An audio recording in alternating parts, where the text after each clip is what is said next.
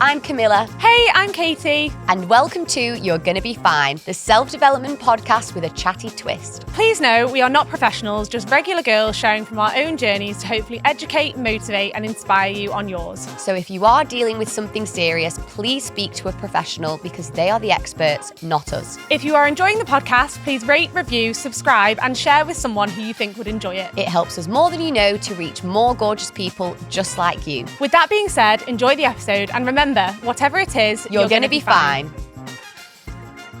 Okay guys, time for some love for another one of our amazing sponsors, Zone 4 Consultancy. Now, we always talk about showing up as your best self, right?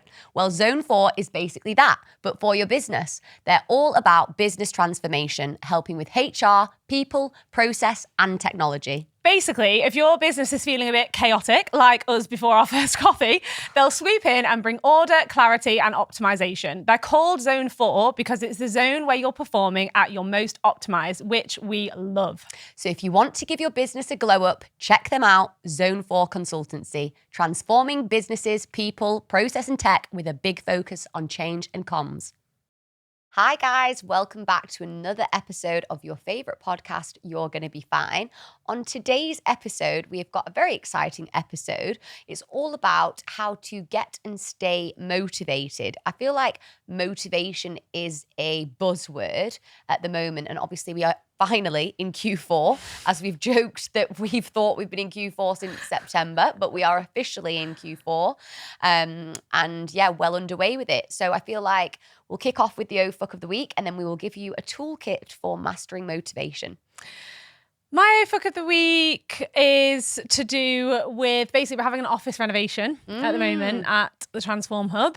And obviously because James owns it, this reno bleeds into our weekends. Of course. So we went to IKEA. I mean, if you want an argument with your partner, go to IKEA. Yeah. That's what I say. Good for new relationships. It's a Get good to test. IKEA, Yeah. argue, get it out the way, see how you handle conflict. There we are. Exactly. So before we got there, because twice before we've been to IKEA and both times has been a row. Yeah. So this time I thought, as we're going on the escalators at the top, I said to James, listen, previous history dictates that we are going to have a row, okay, today. So what I would like to do is just preempt that and just make sure that we've got the tools to be able to make sure that doesn't happen. Such a life coach. On the top of the escalator in IKEA. Yeah. So he was like, got you. Yes, loud Yeah. and clear. So I was like, let's come to the side. Let's have a little walk through. So I was like, come to the side. And he's like, all right, what do you need me to do? Great. To ensure we don't have a row? I said, well, don't rush me, because that's the biggest thing. He's like, next. And it's just like so stressful. It's already really overstimulating. It's like screaming IKEA. children everywhere. There's like really old people that you're trying to get past. It's just like, oh my God, so stressful. So he was like, right, I promise I am going to be patient, basically. So I was like, right, okay. So we're going through and it actually went well. That wasn't the O-fuck. We didn't row. Great. On 2 occasions, it nearly bubbled over the surface, but we managed to pull it back. We promised we wouldn't So I was like, row. great. So I was like, this is a good relationship test. So we get through, fine. What we didn't think about is that we went in the Tesla, which Tesla's boots are actually massive. So we put the seats down and it is quite roomy, but us being us, we overbought and we ended up like, on that car, I physically don't know how we managed to fit it all in. It got to the point where he was unboxing chairs, ditching the cardboard and ramming the chair in the car because we needed the space. So my neck is like, and I'm sure this is against the law, so sorry if this is actually illegal, but we did it so full that you just couldn't see out the back, which I'm sure so many people have to do. Yeah, highly illegal. So anyway, my neck is like breaking. I've got like a basket shoved against my head. I've got like a lamp here. I'm in like a neck brace of IKEA furniture. I literally can't move. We drive home and I get out of the car and I'm like, also dying for a wee, which is just even more stressful. Get home, unloading my neck brace, essentially. And then the next day, get in the Tesla and go food shopping. And James just casually opens the front boot. I went, hello. Did you forget that was there yesterday? You idiot. They're quite big as well. They're massive. Yeah. I was like, we could have fit the basket and the lamb. The things that were breaking my spine in half, we could have just put in the front boot. He's like, I didn't think. Yeah. I was like, yeah, clearly. I've got a crick in my neck. I need bloody 5 weeks of physio now because of that experience. So that was my fuck of the week. I was like, love for that. fuck's sake. You needed to take a picture. Did you take a pic? Yeah. Oh, good. Got a few pics and vids. In fact, insert here. Calvin. We can add them in, can't remember. we? Got a thumbs up from Calvin to add them in. So Fab. honestly, that is a still good paying one. the price now on my shoulder blade. Oh, the thought of going to IKEA, like, just it's not it. It's not it. No. Really not it. No. It's my idea of hell, along with the Trafford Centre on the school holidays. Oof. Like, that is brutal. You said you were going there, I'm sure. In school holidays? Yeah, it was. And I said you were going with your mum, I think. And I said you two are crazy. Crazy, yeah. My oh fuck of the week was another from the Camper Van Chronicles. This is gonna support your oh fucks of the week till the end of the year. Probably. I know. Yeah. It was quite smooth sailing apart from these two things, but it was hilarious because Sam did a really good job of driving the camper van, and obviously it's no mean feat. Like, that is difficult. Like, I can barely drive my car, which is half the size of that thing, and he did really, really well. And reversing into things, like, I was thinking, into things or into car parking spaces? No. So reversing into car parking spaces, and I was like, there's just something hot about like just a man like parking, like a good reverse park, like doing something that I know I couldn't have done that well. And I was it's like, something about the hand on the steering wheel and the looking backwards. That's what sexy, it is. Yeah. So anyway, he was doing so well, and then it was like there'd been a cosmic shift on the last day. Anyway, turns out, plot twist, after a perfect record of no bumps, no nothing, no crashes, the last day always happens, doesn't it? I actually thought to myself, like, we're only going to be returning a steering wheel at this point. Seriously. How many times? He crashed it into a tree, like big fat fucking tree that he missed. I was like, how did you miss that? It was like this big overhanging branch, and he was like, who put that there? And I was like, oh my god. But like, I was like, you need to take accountability for that, because you were not really like looking, you got a bit cocky. I've been gassing him up. I was like, wow, the way you handle this vehicle. Next thing you know, douche, tree. Anyway, so then we were like, shit, oh my god, what's gonna happen? Are we gonna go to prison? Because when you're in a foreign country, you're just not sure, are you? Anyway, we were fully comped insurance, so I was like, fuck it. I was like, we can literally go through wherever, like, go and do the other side, whatever. Anyway, went to get coffee, came back, must have been blue because there was blue paint all around the other side. Someone had hit the other side of the camper van. So we've got one massive thing on one side, one on the other side. Then he got pulled over by the police because he was driving in the middle of the lanes. And I said, excuse me, officer. I said, officer, officer, not to interrupt, cue interrupting. I was like, we're from the UK. She was like, you still have to abide by the rules of the road. Dickhead. I was like, fair point, actually. I was like, fair, touche. But it was just like an amalgamation of like crimes, really. Vandalism, like just like hogging the lanes, like, and Sam was wearing his glasses, and this police officer was like, was like really serious, and she was like, not to be disrespectful, but are your glasses working? Like, I thought you were drunk and disorderly. And I was like, he hasn't had a drink, but he has these like big googly glasses. They are hideous. And she was like, and he was like, I think I might need new ones. But I think because we both looked so geeky, because we were both wearing our glasses, she just let us off, because she was like, I said, oh, he hasn't been drinking, but she just took our word for it. He didn't have a drink all week, to be fair. But she was like, I'm on my way to a robbery, an armed robbery, so I can't stop long. I was like, well, on your way, love. So I was like, bigger crimes to solve, dear. I was like, then here. But I just thought that's so funny. Like, you've had a perfect run, and then the last day, it's literally like pulled over by the police, knocked over a big tree, lorry goes into the side of it. We returned it. We're like, and there's the wing mirror. Like, but it was funny, and we actually were fully comped, so it was fine. So we were just like, woohoo. So yeah, that was that. God, and that's him doing a good job. Can you imagine if you were driving it? Oh no, Jesus. and that's why I never get stressed in those situations, because control the controllables. Like, it would already happened. I was just like, I'm so chill about these things. So it's like, well, what can we do? Like, nothing. And also, you're fully confident it's not your car. You just give it back. Honestly, not I'm sure my you wouldn't be that problem. chill if it was your car. No, oh my God, the problem child. You're like, I'm so chill. I'm so chill. No, literally, I wouldn't be. That's I'm so unhinged true. if it was Calling my me out car. on my bullshit since. Love you. Yeah, I love you so much. So we've got some really handy tips and tricks to help you get and stay motivated.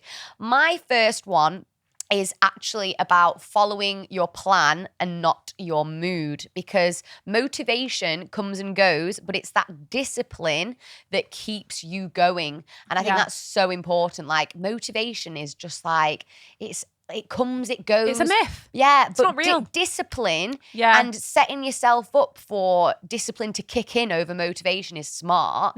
And just making sure that your habits are actually almost on autopilot, so they can run even when you're not feeling motivated. So make sure that you've got those habits, just like easy wins, for you to still achieve what you want to achieve without that motivation. It's just that discipline, those daily habits that are stacked in your mind. Yeah.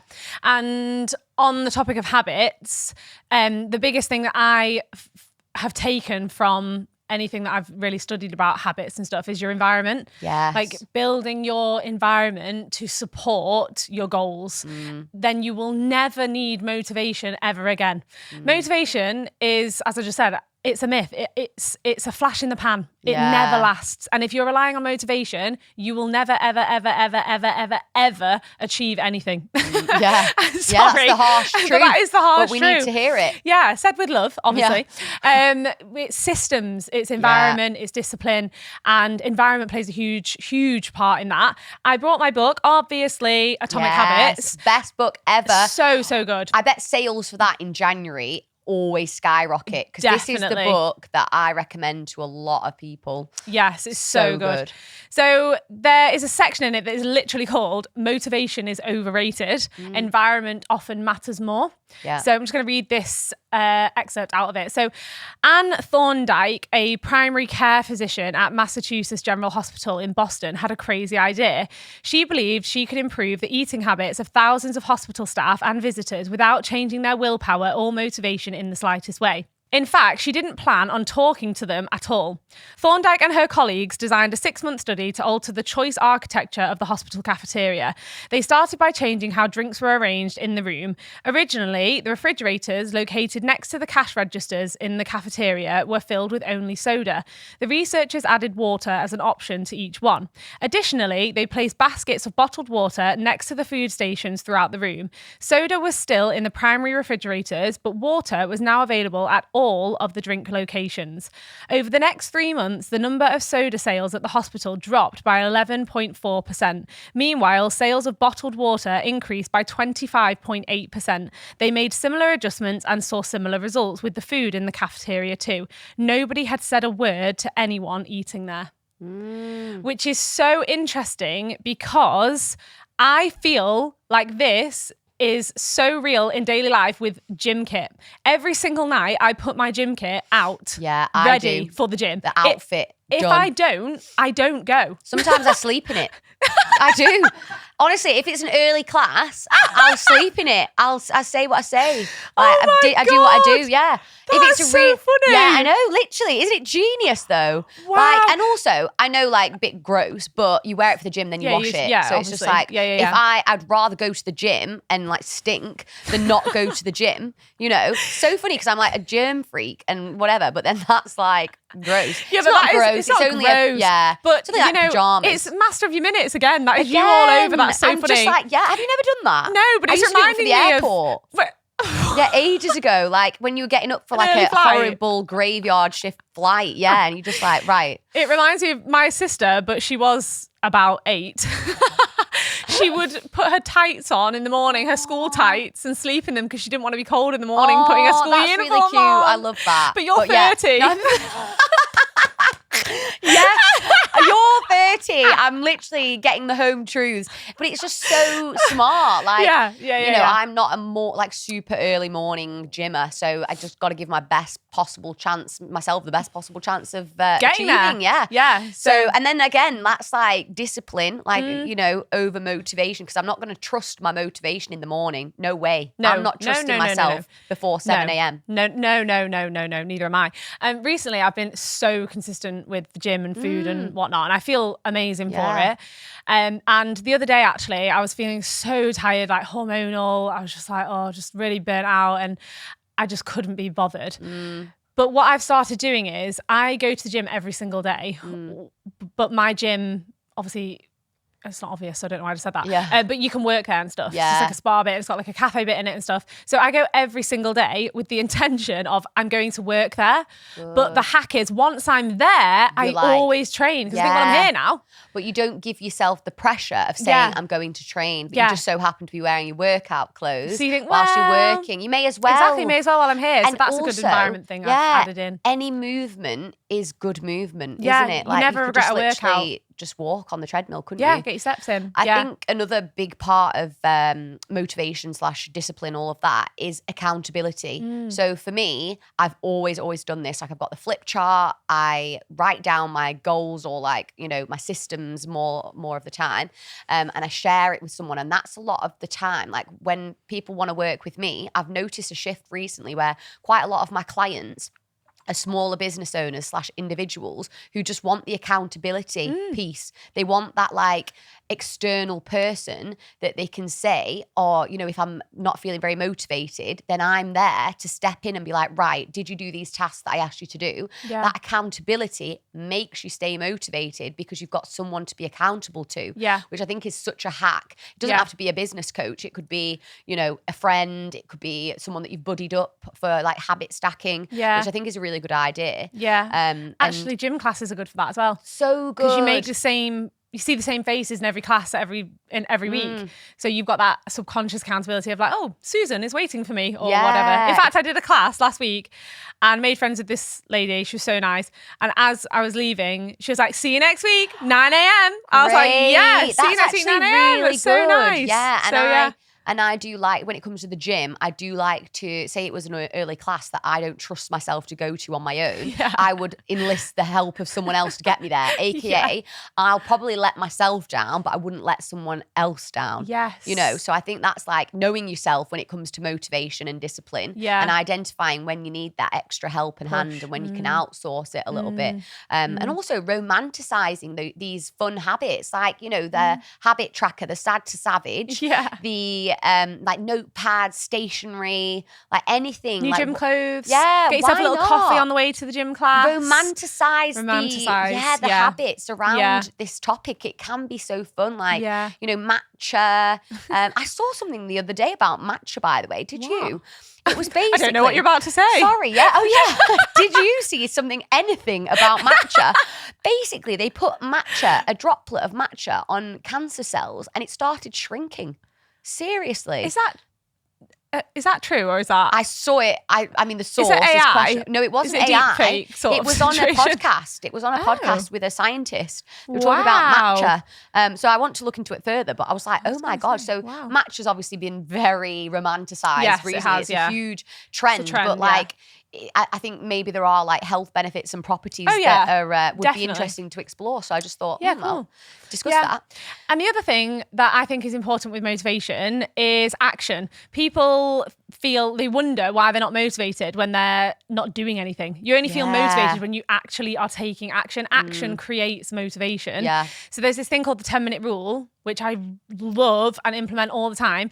If you can't be asked to do something, it's often a bigger deal in your head. It's like the thought of the gym is worse than going to the gym. When you're there, you're like, actually, this is kind of fun and I feel good for doing this. But the thought is like hell on earth. So say to yourself, I'm going to do X thing. So obviously it doesn't have to just be the gym. It could be like research on my side hustle or read this book or whatever it is. Say I'm going to do that for 10 minutes. That's the only commitment you need to make. And because once you started the action, the motivation kicks in, you will always do more. And even if you don't do more, it's the consistency of showing up every day for at least 10 minutes, 1% effect. Absolutely. You will end Compounds. up being, it'll compound. You'll end up being in a better situation anyway. Love so try that. that. 10-minute rule if Great. you're feeling not motivated. It's honestly so Unreal. good. My last point before we wrap up is that you should focus on your diet, your sleep, your boundaries, because it's very hard to stay motivated and disciplined when you're burnt out. Like, it's so much harder. So again, give yourself the best possible chance of being able to stay motivated, being able to stay disciplined. You're no good to anyone if you've not slept, you've not adhered to your boundaries, you've not had a good diet. So really do be mindful of those things. Yeah, definitely. We hope you enjoyed this episode, guys. If you did, please make sure you rate, review, like, subscribe, drop us a comment. And don't forget, if you are interested in sponsoring a couple of episodes of the podcast, then please do get in touch, drop us a DM, and we'd love to hear from you. See you next time, guys. Bye. Bye.